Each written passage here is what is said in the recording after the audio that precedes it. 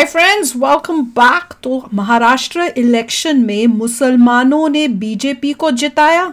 बताओ, मुसलमानों ने जिताया कि नहीं जिताया? क्या है कहानी? तो चलो देखते हैं, वीडियो शुरू करते हैं। वीडियो शुरू करने से पहले अगर आप चैनल पर नए हो और आपने अभी तक सब्सक्राइब नहीं किया तो जल्दी से पहले सब्सक्राइब के बटन और बेल आइकन को क्लिक कर लो ताकि आपको हमारे सारे न्यू वीडियोस के नोटिफिकेशन मिल जाएं जैसे हम अपलोड करें। अगर आपको वीडियो पसंद आता है प्लीज लाइक एंड शेयर। चलिए शुरू करते हैं। मुझे तो लगता है मुसलमानों ने कांग्रेस को जताने की कोशिश की होगी। जितने भी वोट ये कांग्रेस और INDI को मिले होंगे वो शायद मुसलमानों के ही होंगे। अब देखते हैं कितना सही है कितना नहीं। दुख होता है बोलते हुए, आई एम होपिंग कि मैं गलत हूं, पर लग तो यही रहा है। तो चलो देखें। और हाँ, दूसरे 2 चैनल्स उनको भी सब्सक्राइब कर लेना, उनके लिंक से डिस्क्रिप्शन बॉक्स में, वहां पे भी आपके रिक्वेस्टेड वीडियोस आ रहे हैं। चलो अब देखते हैं।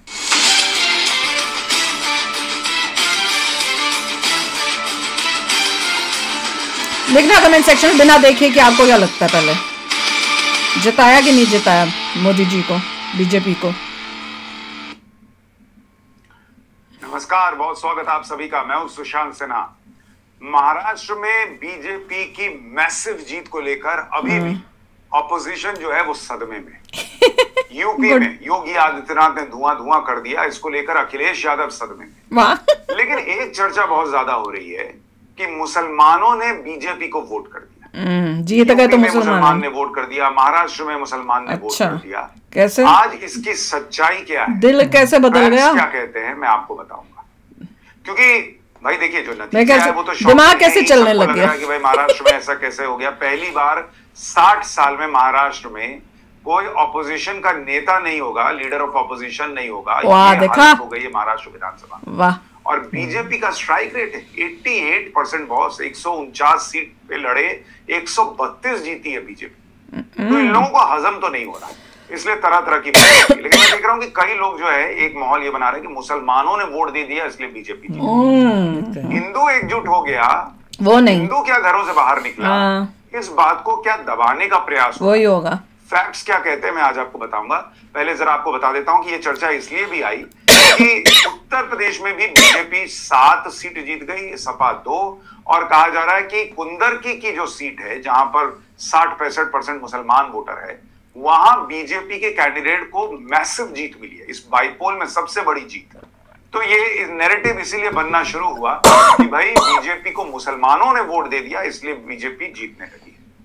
सच्चाई मैं बताता हूं, पहले देखिए कि कैसे कुछ लोग और भी परेशान हैं। जैसे अखिलेश यादव ने आज कह दिया कि भाई बड़े पैमाने पर समाजवादी पार्टी के लोग जहां भी वोट डालने जाना चाहते थे उन्हें रास्ते में ही रोक दिया गया। अगर हम मान लें कि वोटरों को रोका गया तो अगर समाजवादी पार्टी के मतदाता उन बूथों पर नहीं पहुंचे तो वोट किसने डाला?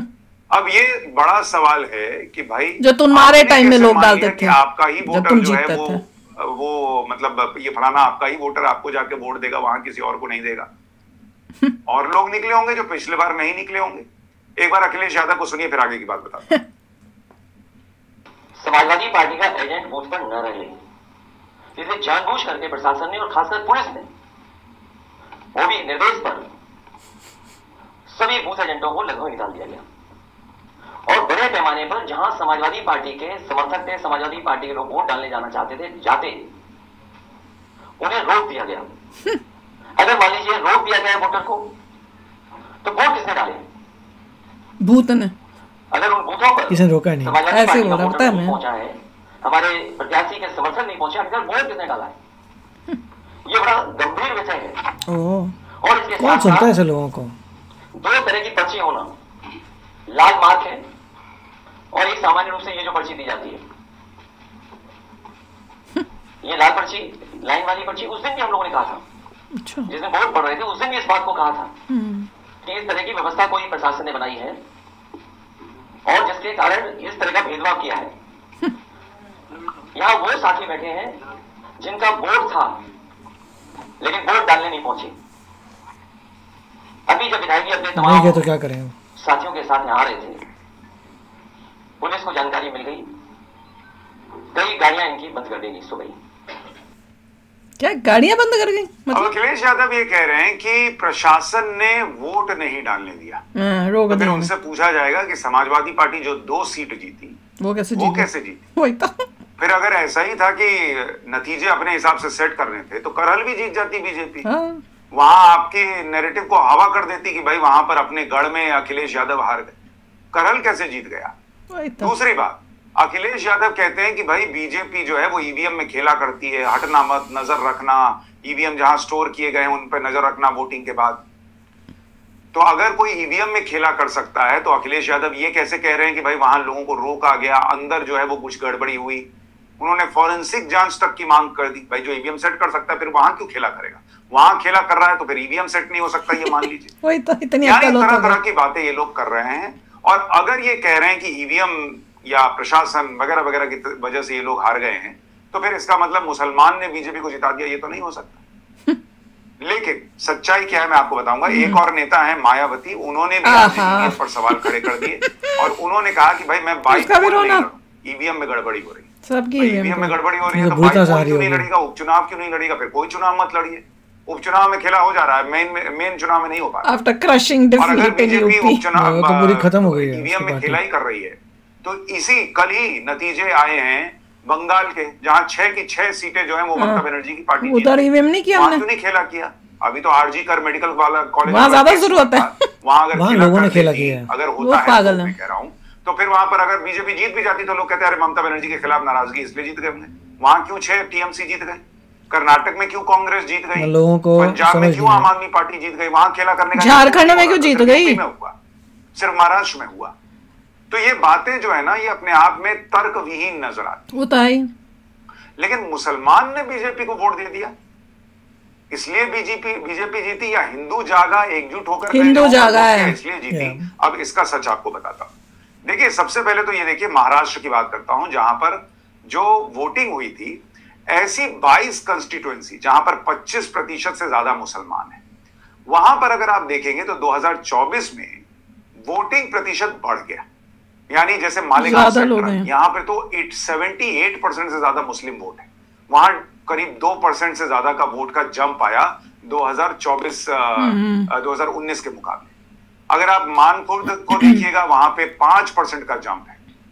अकोला वेस्ट में, अंधेरी वेस्ट में 10%, 8% का जंप जो है वो कुर्ला में, 10-10% का जंप जो है वो अंधेरी वेस्ट में। यानी ऐसी सीटें जहां पर मुसलमानों की संख्या बहुत ज्यादा है, वहां पर बड़ी संख्या में मुस्लिम वोटों का या ओवरऑल वोटिंग परसेंटेज में इजाफा हुआ।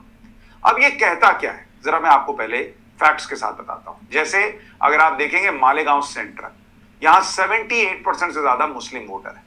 यहां जीता कौन? यहां असदुद्दीन ओवैसी की पार्टी जीती है, AIMIM। उनके कैंडिडेट है मुफ्ती मोहम्मद इस्माइल अब्दुल खलीक।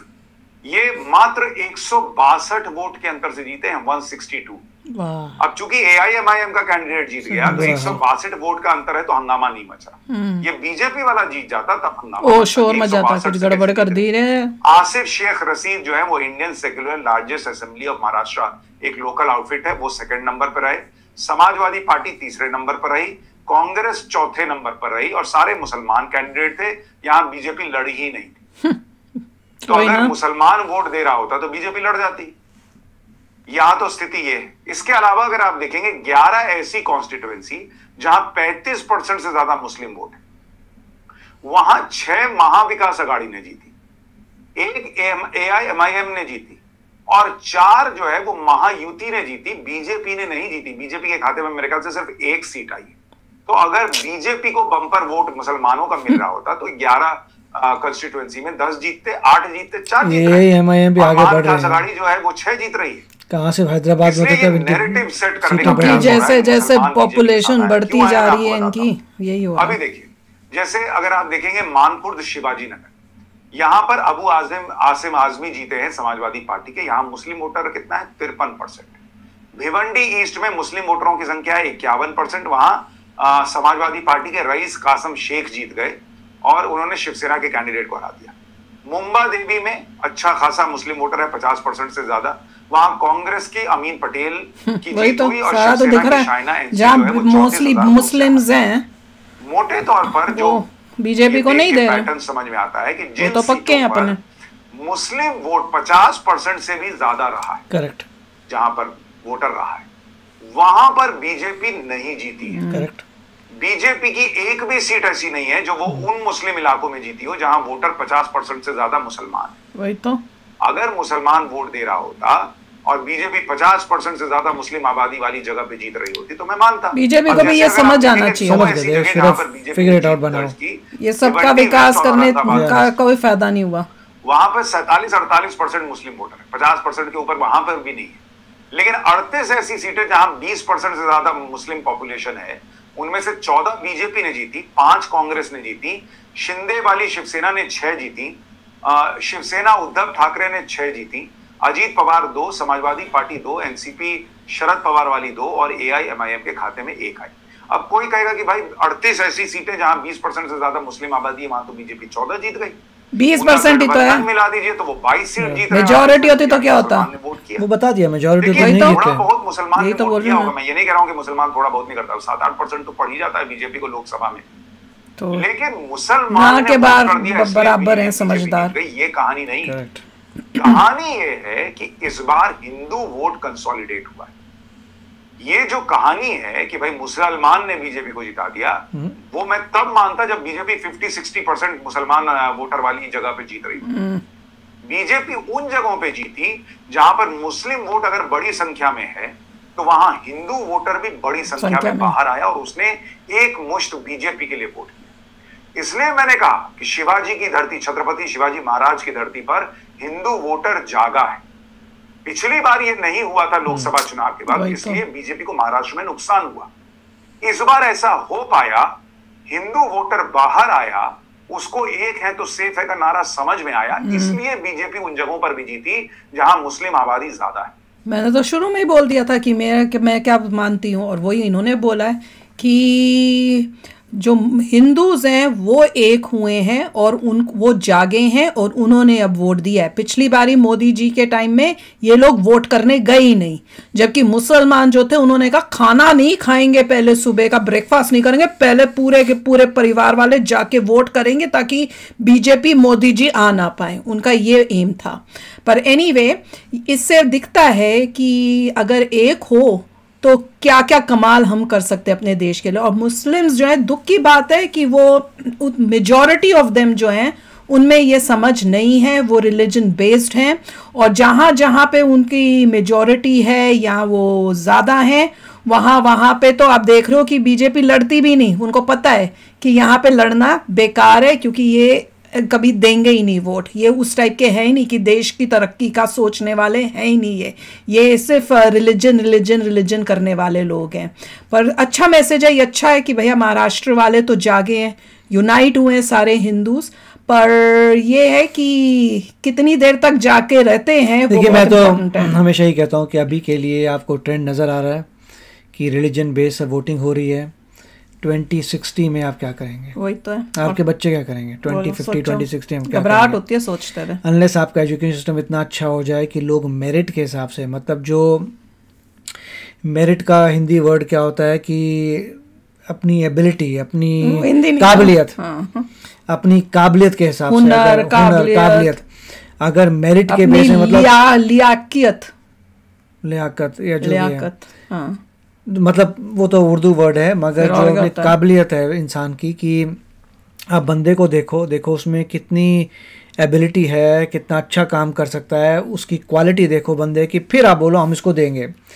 इससे बिल्कुल मत देखो रिलीजन क्या है। अगर रिलीजन बेस्ड हो रहा है तो 2050 2060 में कबाड़ा हो जाएगा, बहुत प्रॉब्लम, अनलेस कि एजुकेशन सिस्टम में लोग सुधर जाए, कहें भैया हम मेरिट के हिसाब से या किसी की कौन कितना काबिल है सुधरने के चांसेस, मेरे हिसाब से जहां तक मैं देख रही हूँ, पा रही हूँ, सुधरने के हिसाब से पढ़ाई के बाद जो है सुधरने के चांसेस बहुत कम है, क्योंकि बहुत फिर अभी जितना खुश होना हो जाओ 2050-60 में कुछ नहीं कर पाओगे। बेस्ट है कि बच्चों पे कंट्रोल करो। 1 चाइल्ड या 2 चाइल्ड पॉलिसी जो है वो बहुत इंपॉर्टेंट है देश में आने की। तो आप भी शेयर करना भैया अपने थॉट्स। चलते हैं, मिलेंगे नेक्स्ट वीडियो में बहुत ही जल्द। Till then take care and bye bye. तो अगर आप मेरे इस चैनल पे नए हो तो जल्दी से सब्सक्राइब के बटन को हिट करो और बेल आइकन को क्लिक करो, ताकि आपको मेरा जब नया वीडियो मैं लगाऊं आपको उसके बारे में जल्दी से पता चल जाए।